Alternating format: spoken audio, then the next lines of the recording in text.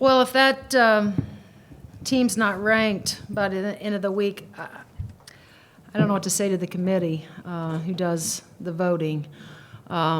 Tremendous team. They beat us in every facet of the game, from just their scoring to their sharing the ball, to their rebounding, their transition offense. Every facet, they were not just good, they were great tonight. And, we're a team that really, it's just kind of like the Purdue game the other night.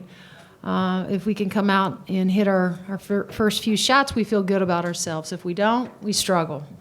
And, 18% in the first half, there wasn't very many individuals in that locker room feeling good about themselves and their ability to hit open shots. But give Ohio State credit.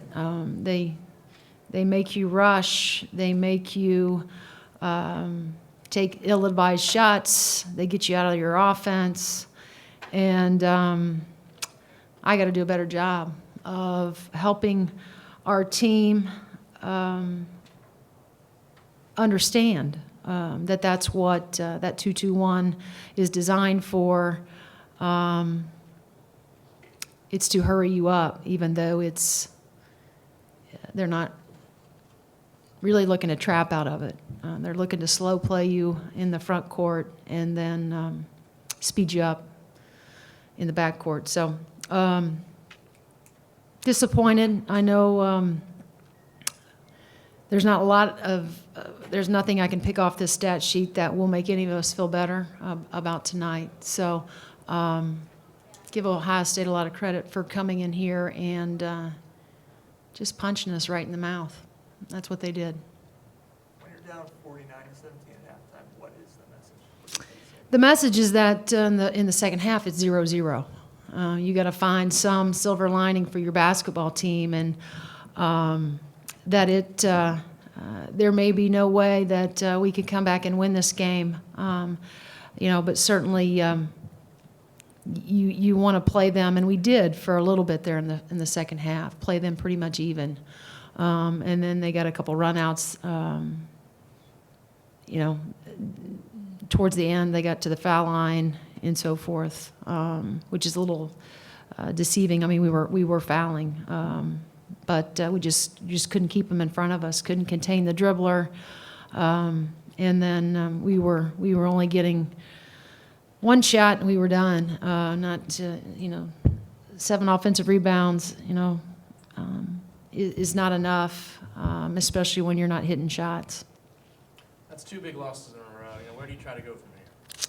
Well, it's still a long season. We got a number of games still left. One of the things that I've always that I've learned is that you can never get too high over a win, and you can never get too low over a loss. And I've shared that with our players. One of the things about having 11 freshmen and sophomores is that we're going to be unpredictable, even in assembly, away from assembly. Just trying to figure out how we can win at this level. All of our players, if you look at their bios, have had tremendous high school careers, but this is no longer high school basketball. You're playing with some of the very, very best teams in the country, and we got to figure out there's a toughness that goes with that. There's a calmness. I think that teams that pressure us and get up in us and are more athletic than we are and more physical than we are, we've got to learn to match that toughness and be as physical on the other end with them defensively, and we're not there yet, and we will be. We will be. We will get there. Right now, tonight, it seems like it's a long road ahead for the Hoosiers, but I still like the pieces that I have. We just got to keep them encouraged, and stay positive, stick together, and and understand that, like I said, we can feel badly for ourselves for 24 hours, and then tomorrow we got to show up here tomorrow and get ready for Wisconsin.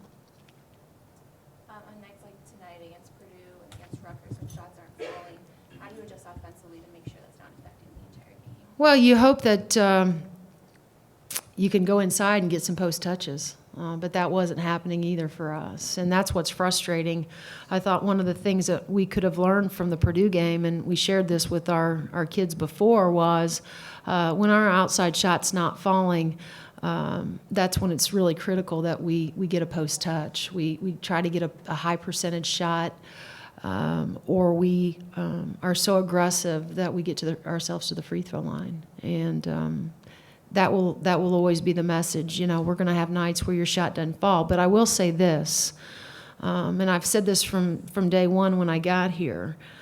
You got to be able to hang your hat on something, and at some point, this team has to understand, and I, as the leader of this group, has to keep hammering away at them that we're going to have nights like this, and that's when you got to be able to rely on your defense.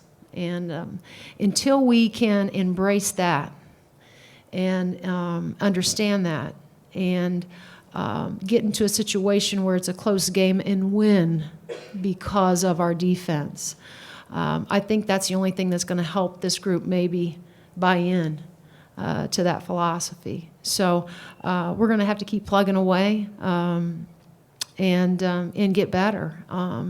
And I'm going to have to get better. Our staff's going to have to get better with how we can help this group understand the importance of defending on nights when your shot's not falling.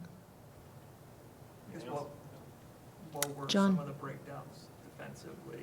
Would you say? We just couldn't keep them in front of us. I think that was evident if you watched the game.